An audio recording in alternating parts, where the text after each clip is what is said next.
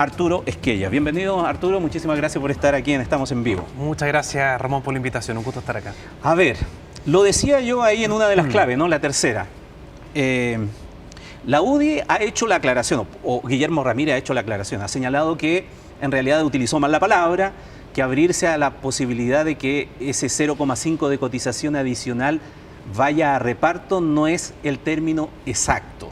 Esa aclaración, ¿baja la tensión, clarifica por parte del Partido Republicano lo que significa esa postura? Bueno, el hecho de que quieran desde la UDI hacer una rectificación, hablan de que estarían detrás o se habría entendido algo evidentemente negativo.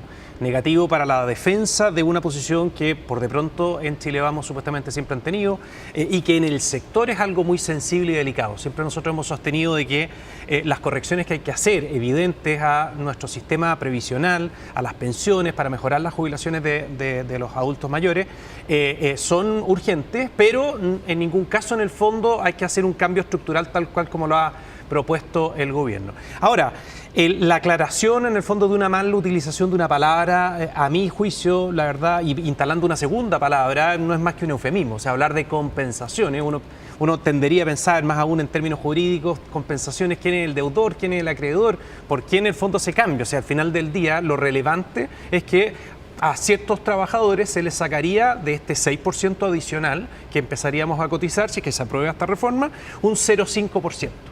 Y alguien que quizás no lo esté viendo podría decir, pero no es tanto, no es tan grave, 0,5%. Bueno, es mucha plata, por de pronto. Y acumulado, digamos, en toda una vida laboral, más aún las rentabilidades, por cierto que es mucha plata que eventualmente corre el riesgo de dejar de estar aposado en nuestras cuentas individuales.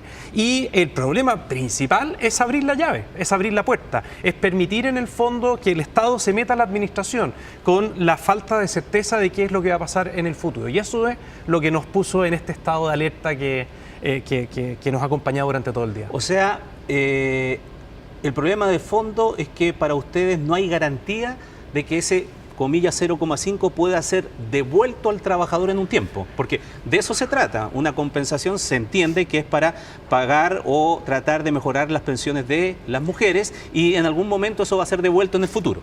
Ese es un problema sin contrafactual, porque no sabemos lo que va a ocurrir. Uno podría tener total certeza del compromiso que tiene esta administración, la que viene, pero uno tiene que actuar en función de certezas, de darle certidumbre a las personas, con algo tan sensible como los ahorros para cuando tengamos que vivir precisamente de los mismos, de todo lo que acumulamos en nuestras cuentas individuales.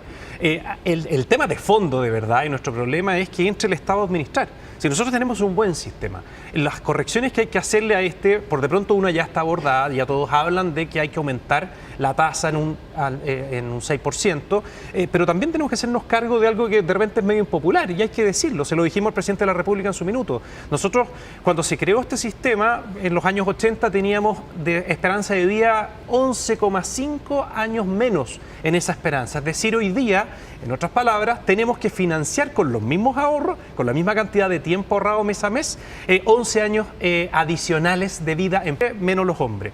Y es ahí en donde está el corazón de los problemas, ¿sí? El sistema, en el fondo, que uno esté ahorrando permanentemente, que esa plata para poder vivir los siguientes 20 años, ya cuando no estemos trabajando, salga de nuestros ahorros y no del Estado, para que el Estado pueda concentrar sus recursos en otras necesidades sociales, es un buen mecanismo, eso hay que defenderlo, pero hay que ajustarlo, hay que hacerse cargo de quienes tienen más lagunas, por de pronto las mujeres que tienen lagunas adicionales, muy de la mano en el fondo o en línea con las responsabilidades de la maternidad, siempre se van generando lagunas adicionales, en fin. O sea, de eso tenemos que hacernos cargo, pero la manera no es con un mecanismo de reparto, compensación o con el nombre que quieran ponerle, sino que haciéndonos cargo de subir gradualmente los años de cotización y, por cierto, si es que es necesario para el ajuste, que salga de fondos generales esos 400 millones de dólares adicionales. Ya, hay dos cosas que quiero entrar en el fondo, porque ha señalado dos cosas que son interesantes.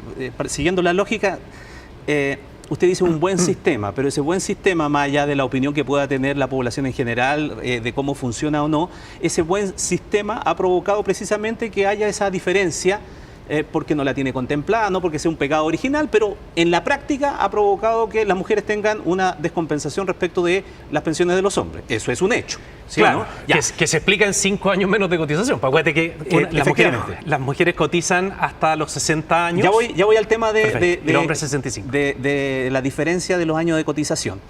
Pero en este instante, para corregirlo, es lo que se dice que ese 0,5 puede pasar para allá. Sí. Entonces, el problema de ustedes no es que no haya una compensación, es el problema del origen de los fondos, es decir, no por ningún motivo un 0,5 que venga de cuentas individuales, sino que con recursos, otros recursos de arcas fiscales ir a la compensación. O sea, no están en contra de una compensación, para entenderle bien. Si hay algo que nos quedó lo suficientemente claro después del nefasto episodio de los retiros del 10%, que a todos, claro, nos gustaba, digamos, tener en momentos de crisis, de dificultades, recursos, digamos, para poder echar mano en esos momentos, sabíamos, por cierto, que era un problema enorme al futuro. Y algo positivo de ese episodio negativo fue que las personas se dieron cuenta que son dueños de sus ahorros. Acá estaríamos, alguien podrá considerar que es poco un 0,5%, pero estaríamos dejando de ser dueños o teniendo una aproximación distinta a la propiedad respecto de un 0,5% de este CEI adicional. Y nosotros creemos de que eso no es conveniente. Los desajustes que se pueden generar, acá lo han querido graficar en hombres versus mujeres, yo creo que es un error. Hay que hablar de personas que tienen más lagunas versus otras que tienen menos laguna. Podrá tener que ver con otras circunstancias de la vida, no necesariamente con el sexo de las personas. Pero por de pronto que hay personas que requieren un mayor, digamos, ahorro. Eso se corrigió en parte, por cierto, con la PGU. Eso estamos claros que hoy día hay personas que están incluso recibiendo una tasa de reemplazo que es incluso más alta que lo que recibían mes a mes en su etapa laboral, en su vida laboral. Entonces hay un segmento de la población que ya tiene, digamos, una solución que también está generando ciertas distorsiones, porque hay un incentivo al no trabajar formalmente, pero en fin, al menos, por lo menos en lo inmediato le está llegando recursos para que puedan vivir, pero tenemos que hacernos cargo del tema de fondo. Si el tema de fondo es que estamos viviendo 10 años más con los mismos ahorros. Pero ya voy a eso, pero para que me responda lo que le pregunto, ¿ustedes no están en contra de un mecanismo que compense a esa distorsión que se está provocando más allá de las causas que tenga? Nosotros tenemos, sí, entiendo tu pregunta, creemos que perfectamente, si es que es una corrección que hay que hacer ya. Y es parte, digamos, de la solución de fondo, pueden salir de los fondos generales del Estado, perfectamente. Si estamos hablando de 400 millones de dólares. Tú podrías hacer ajustes del gasto, así como lo están haciendo y nos están dando clases y lecciones al otro lado de la cordillera.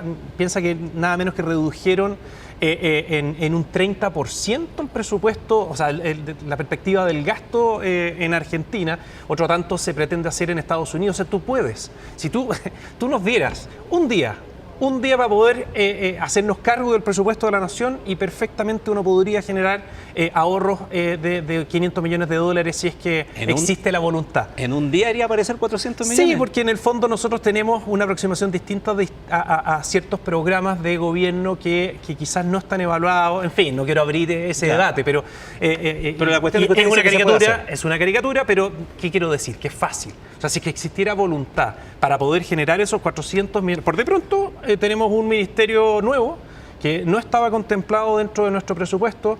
Vamos a estar gastando en promedio 7.500 millones de pesos por año, con una puesta en marcha de más de 8.000 millones de pesos. Entonces, tú dices, si quisiéramos gastar bien la plata, podríamos sacarla de otro lado. Ahora, lo segundo que usted dice, que también llama la atención, a lo mejor no lo captaron muy bien, pero dice usted, aquí también hay que corregir una situación, que hay menos años de cotización en el tema de las mujeres.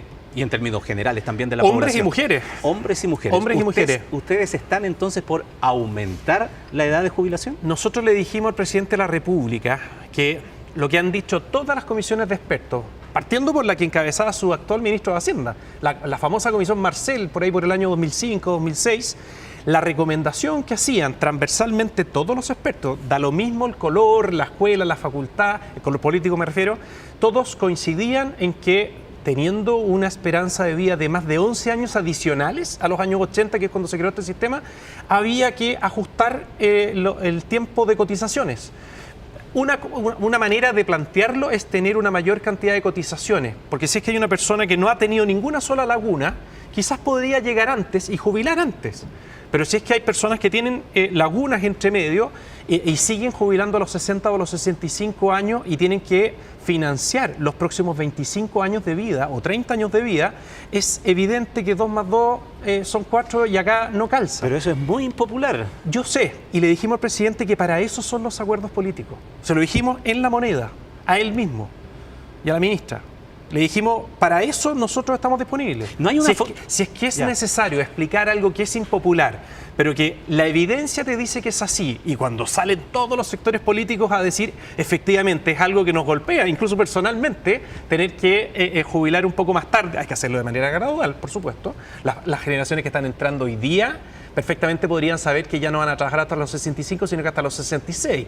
Los que entren en 5 años más hasta los 67. O sea, tú puedes buscar la fórmula de que no golpea a las personas que actualmente están en la vía laboral activa. Dice que se lo planteó el presidente de la República, pero nunca en términos de una negociación, como por ejemplo buscar un acuerdo. Ok, yo podría abrirme, estoy diciendo eventualmente que dijese esta administración, a revisar el tema de los años de cotización, pero usted ábrame el espacio para aprobarme un 0,5, un 1% de la cotización individual para que vaya a otro lado, pasando y pasando. No, lo que nosotros buscamos que él nos pasara era un buen sistema que no metiera al Estado entre medio, que le diera una solución en línea con lo que dicen todos los economistas, todos los expertos. Ya, eso es de fondo, de eso no se mueven ustedes. Eso era de fondo, y la respuesta por de pronto fue bastante sensata. Dijo, pucha, no lo había planteado así. Me da la impresión, para ser claro, Ramón, es que a la hora de los cubos deben pensar que en el fondo el mayor costo se lo termina adjudicando el gobierno de turno. Y nosotros, no sé si nos fuimos lo suficientemente convincentes en decir que ese costo, entre comillas, político, perfectamente se podía compartir. Porque cuando tú tienes a los economistas, a los expertos de todos los sectores políticos, al gobierno, a la oposición, diciendo exactamente lo mismo, yo creo que los chilenos se dan cuenta de que ese era el camino. Ya, lo último, con esto terminamos.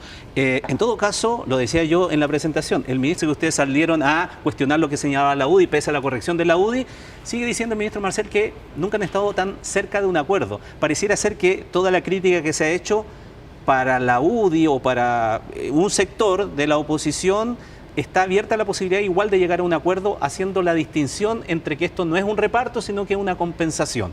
¿Cree usted que están cerca de un avance o con la salida a la ofensiva que hicieron los republicanos, la otra parte de la derecha va a retroceder? Yo creo que van a intentarlo nuevamente, por lo mismo no hay que bajar la guardia. Si este tema es especialmente sensible, si nosotros no andamos buscando peleas por la vida, menos con quienes el día de mañana en una segunda vuelta presidencial por de pronto van a ser nuestros aliados.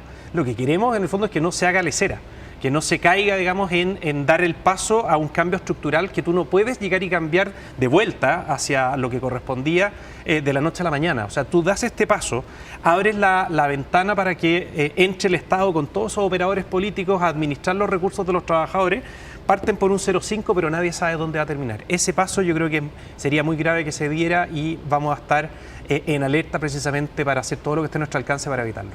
Arturo Esquella, presidente del Partido Republicano, muchísimas gracias por conversar con nosotros esta tarde aquí en vivo. Gracias, Ramón, que estés bien. Hasta luego. Nosotros